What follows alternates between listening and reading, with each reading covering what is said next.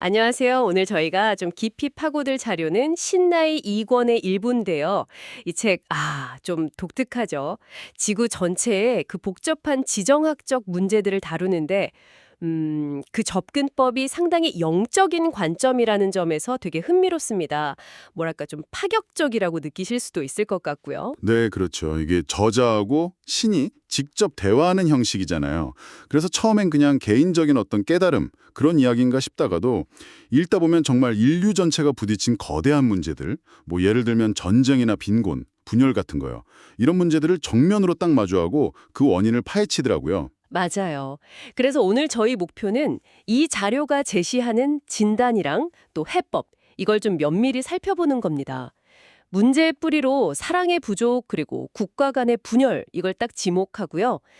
해결책으로는 세계 연방 창설이라던가 대규모 군비 감축 그리고 궁극적으로는 개인의 내면 평화까지 이야기하는데요. 네네. 특히 그 연간 1조 달러에 달한다는 군사비 지출 문제 있잖아요. 그리고 또 전 세계를 하나로 묶는다는 이 거대한 구상. 이게 대체 어떻게 각자의 마음 상태와 연결되는지 그 놀라운 연결고리를 한번 집중적으로 파헤쳐 보려고 합니다. 맞습니다. 어쩌면 지금 우리가 사는 세상의 여러 문제들에 대해서 기존과는 전혀 다른 아주 근본적인 시각을 찾고 계셨다면 오늘 이 이야기가 당신에게 뭔가 신선한 생각거리를 던져줄 수 있을 겁니다. 자, 그럼 어디서부터 시작해볼까요? 우선 이 책이 진단하는 문제 근원부터 짚어보죠. 아주 단호하게 말하잖아요. 인류 문제의 핵심은 사랑의 부족이라고. 이게 결국 서로를 참지 못하게 만들고, 결국에는 전쟁이라는 비극으로까지 이어진다는 그런 진단이에요. 네, 그렇죠. 그리고 여기서 한 걸음 더 나아가서 해결의 실마리는 인류 전체를 그냥 하나의 가족으로 인식하는 데서 찾아야 한다. 이렇게 주장합니다. 지금처럼 각자의 울타리, 그러니까 민족국가라는 형태로 이렇게 흩어져서 분리되어 있는 상태, 이걸 넘어서야 한다는 거죠. 하나로 합쳐져야 한다는 건데, 듣기에 따라서는 굉장히 이상적으로 들릴 수도 있는 이야기죠. 네, 맞아요. 상당히 이상적이죠. 그러다 보니까 기존의 국제협력 체제, 대표적으로 유엔 같은 기구 있잖아요. 여기에 대해서는 평가가 매우 박합니다. 뭐 실질적인 힘도 없고 변화를 이끌어내기엔 너무 무기력하다는 거죠. 제대로 기능하려면 완전히 새롭게 판을 짜야 한다. 뭐 이렇게 얘기를 하는데 사실상 거의 불가능에 가깝다고 보면서도 그럼에도 불구하고 필요하다는 그런 입장을 보여요. 이런 좀 냉정한 현실인식 위에서 그럼 어떤 구체적인 대안을 제시하는가? 이걸 보면요. 세계 정치 공동체라는 개념을 꺼냅니다. 모든 국가가 동등한 목소리를 내고 또 지구의 자원을 아주 공평하게 나누어 갖는 뭐 그런 새로운 형태의 연합체를 만들자는 제안이죠. 이야, 듣기만 해도 과연 가능할까? 이런 생각이 드는데요. 이 책에서도 당연히 이런 현실적인 반론을 예상하고 있더라고요. 이미 많은 것을 가진 소위 기득권 국가들이 자신들의 주권이라던가 경제적 이익, 뭐 천연 자원 이런 걸 순순히 내놓으려 하겠냐는 거죠. 아니 상식적으로 생각해도 왜 그래야 하냐 이런 질문이 나올 수밖에 없지 않겠습니까? 그렇죠. 그런데 이 책의 답변이 흥미롭습니다. 아주 단호하게 말하죠. 그렇게 하는 것이 결국에는 그 가진 나라들에게도 가장 큰 이익이 되기 때문이다. 이겁니다. 볼까요? 여기서 바로 그 경제적인 측면, 특히 군비 문제와 연결되는 지점이 나옵니다. 이 책이 제시하는 가장 파격적인 아이디어 중 하나인데요. 전 세계가 매년 쏟아붓는 그 막대한 군사비 있잖아요. 이걸 대폭 줄여서 그 재원을 인류의 기본적인 필요, 뭐 예를 들어 굶주림을 해결하고 집 없는 사람들에게 집을 지어주고 의료 시스템 확충하고 사회 복지 강화하고 이런 데 사용하자는 겁니다. 네. 이 책이 쓰여진 게 1994년인데 그 당시 기준으로 연간 약 1조 달러, 그러니까 1분마다 100만 달러가 군사적 목적으로 그냥 사라지고 있었다는 통계를 제시해요. 와, 일부네요. 네. 이 엄청난 돈의 흐름을 바꾸자는 건데 여기서 핵심적인 통찰은 이게 단순히 뭐 평화 배당금 이 정도가 아니라는 겁니다. 군비를 줄여서 복지에 쓰는 것이 단순 비용 절감을 넘어서서 범죄와 사회 불안의 근본 원인을 제거하는 길이다. 그리고 이게 곧 안보의 개념 자체를 군세력 중심에서 인간다운 삶의 보장으로 재정의하는 것이다. 뭐 이런 주장이죠. 중요한 건 이게 뭐 새로운 세금을 더 걷자는 이야기가 아니라는 점이죠. 맞아요. 그게 아니고요. 오로지 공격용 무기하고 방어 시스템 구축에 들어가는 그 예산을 인도주의적 목표로 전환하자 이겁니다. 그렇다고 군대 자체를 완전히 없애자는 그런 극단적인 주장도 아니고요. 각 지역의 질서를 유지하기 위한 최소한의 치안 유지 기능 이거 빼고 대규모의 공격적 군사력 감축 이걸 의미하는 거죠. 그렇다면 그 부유한 국가들이 본능적으로 느낄 불안감, 아니 우리가 가진 것을 빼앗기거나 위협받지 않을까 하는 그런 두려움은 어떻게 해소할 수 있을까요? 이 책에서는 두 가지 방향을 제시하는데요. 첫째는 지구의 자원을 공정하게 공유해서 애초에 누구도 남의 것을 탐낼 필요가 없도록 만드는 겁니다. 필요가 없게요. 네. 둘째는 국가 간의 갈등이 발생했을 때 이걸 평화적으로 조정하고 해결할 수 있는 강력하고 실효성 있는 시스템을 구축해서 전쟁이라는 수단 자체가 그냥 불필요하고 불가능하게 만드는 것이죠. 하지만 그래도 여전히 의문이 남아요. 아무리 좋은 이야기라도 과연 어느 나라, 어느 국민이 이런 극진적인 변화에 동의하려 할까 하는 그런 현실적인 질문이죠. 그런데 이 책은 놀랍게도 인류는 이미 이런 경험을 해봤다고 반박합니다.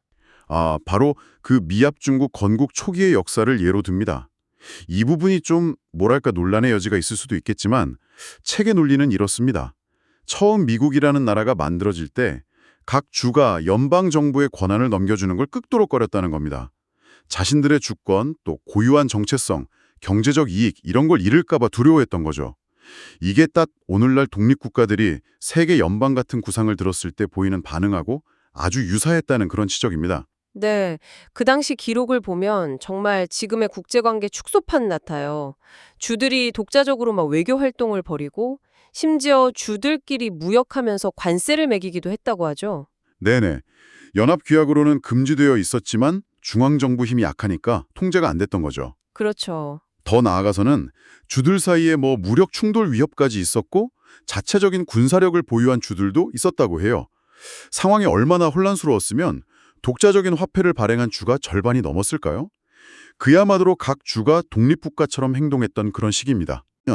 각 주가 잃는 것보다 얻는 것이 비교할 수 없을 만큼 많다고요. 주들 간의 장벽이 사라지면 상업이 활발해지고 서로 경쟁하느라 낭비했던 자원을 주민들을 위해 쓸 수 있고 무엇보다 외부의 위협에 함께 대응하면서 더 큰 안정과 번영을 누릴 수 있다.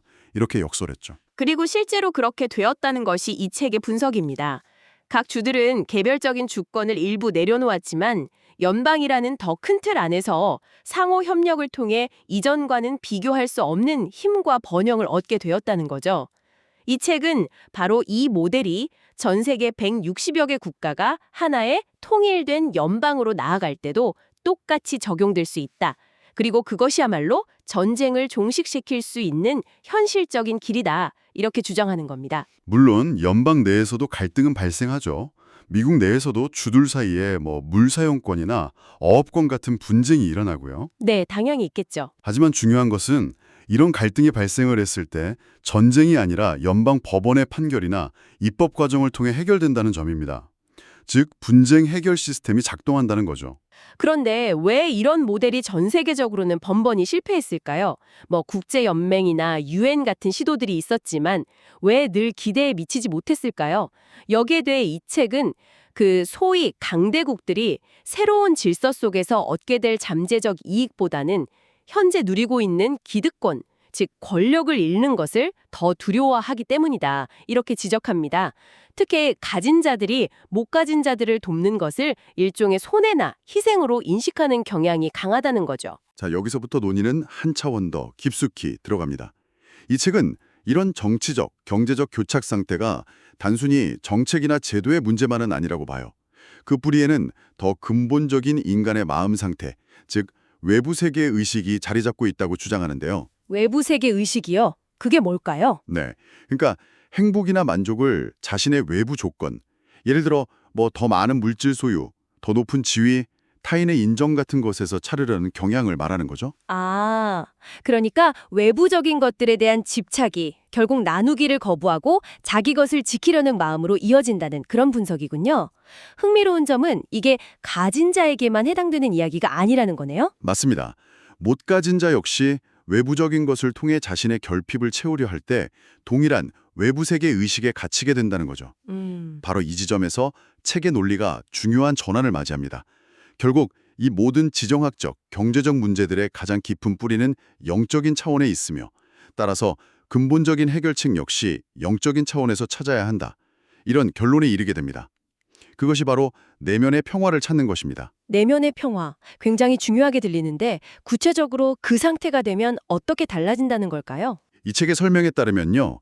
진정한 내면의 평화를 얻게 되면 외부적인 것들, 그게 뭐 물건이든 사람이든 어떤 상황이든 간에요. 그것들에 대한 필요가 사라지고 단지 선호만 남게 된다고 합니다. 필요가 아니라 선호요? 네. 예를 들어 나는 성공해야만 해. 이런 필요가 아니라 성공하면 좋겠지만 뭐 그렇지 않더라도 나의 근본적인 평화는 흔들리지 않아.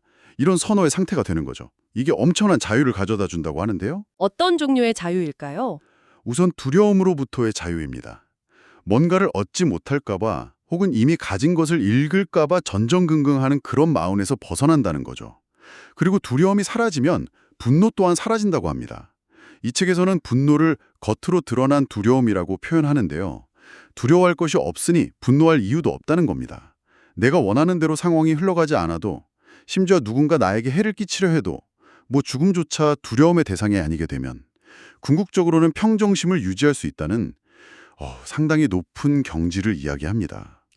그렇다고 해서 이 내면의 평화가 뭐 현실의 즐거움이나 감각적인 경험들을 모두 부정하거나 외면하는 그런 상태를 의미하는 건 아니라고 강조하고요. 네, 오히려 그 반대죠.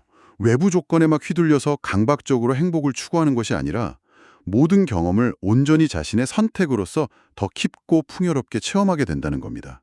행복하기 위해서 무엇을 하는 게 아니라 그냥 그 경험 자체를 선택해서 즐기는 거죠. 아하, 따라서 이 책은 진정한 세계 평화로 가는 길은 결국 외부 환경이나 시스템의 변화만으로는 부족하다.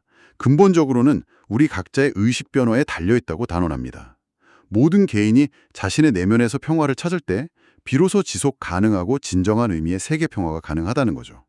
결국 세계 평화라는 이 거대한 문제도 지극히 개인적인 차원의 문제와 연결되어 있다는 점을 심주어 말하고 있습니다. 그런데 바로 여기서 가장 어렵고 어쩌면 가장 현실적인 질문이 제기됩니다. 이 책에서도 스스로 묻고 답하는데요.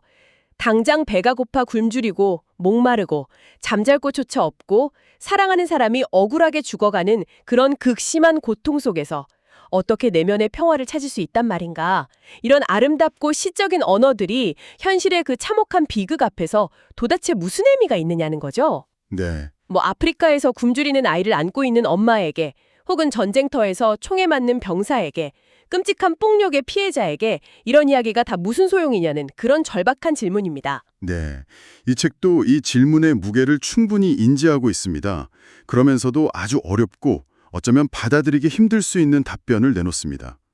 모든 상황, 심지어 가장 끔찍해 보이는 비극 속에도 어떤 완벽함, perfection이 내재되어 있으며 그것을 보려고 노력하는 의식의 전환이 필요하다는 겁니다. 완벽함이요? 네, 비극 그 자체를 긍정하는 것이 아니라 그 모든 것을 포함하는 더 큰 그림, 어떤 과정의 영광을 발견하려는 노력이 필요하다는 상당히 높은 차원의 관점을 제시합니다. 솔직히 말해서 일반적인 관점에서는 이해하거나 받아들이기 쉽지 않은 주장인데요. 맞습니다. 이 책도 그것이 지극히 어렵다는 것을 인정해요. 하지만 신의 의식, 즉 더 높은 관점으로 이동하면 그것이 가능해진다고 말합니다. 때로는 사람들이 극단적인 사고나 죽음 직전의 상황에서 오히려 예기치 않은 평온함이나 초연함을 경험하는 사례들을 언급하면서요. 인간의 의식에는 우리가 평소에 생각하는 것 이상의 가능성이 내재되어 있음을 시사하기도 합니다. 그리고 마지막으로 그 시편 23편을 떠올리게 하는 구절들을 통해서 어떤 상황에서도 신적인 존재가 함께하며 보호하고 위안을 줄 것이라는 영적인 약속과 믿음을 강조하며 마무리합니다. 가장 어두울 때 빛이 되어주고 가장 힘들 때 힘이 되어줄 것이며 결국에는 선함과 자비가 함께할 것이라는 그런 희망의 메시지를 전하는 거죠. 네, 오늘 저희가 살펴본 신나이 2권의 일부는 이것처럼 세계 문제 해결을 위해 두 가지 차원의 접근을 동시에 그리고 아주 강하게 제시하고 있습니다. 하나는 세계 연방 창설과 군비 감축이라는 기존의 틀을 깨는 아주 급진적인 지정학적, 구조적 재편의 필요성이고요. 그리고 다른 하나는 그보다 더 근본적인 차원에서 이루어져야 할 변화, 바로 우리 각자의 내면에서 시작되는 영적인 변화, 즉 내면의 평화를 발견하고 확장해 나가는 것입니다. 외부 구조의 변화도 중요하지만 진정으로 지속 가능한 평화는 결국 개개인의 의식 변화에 달려 있다. 이게 이 책의 핵심 메시지라고 할 수 있겠습니다. 자, 이 책은 결국 외부적인 조건이나 시스템의 변화 못지않게 어쩌면 그보다 더 중요하게 우리 각자의 내면 상태가 세상의 평화를 결정짓는다고 말하고 있습니다. 그렇다면 오늘 이 이야기를 들으신 당신의 삶에서 또 우리가 함께 마주하고 있는 세상의 여러 도전들 앞에서 이 책이 말하는 내면의 평화와 필요 없음의 상태를 가꾸어 나간다는 것은 구체적으로 어떤 모습일 수 있을까요? 이 질문을 각자에게 던져보면서 오늘 이야기 여기서 마무리하도록 하겠습니다.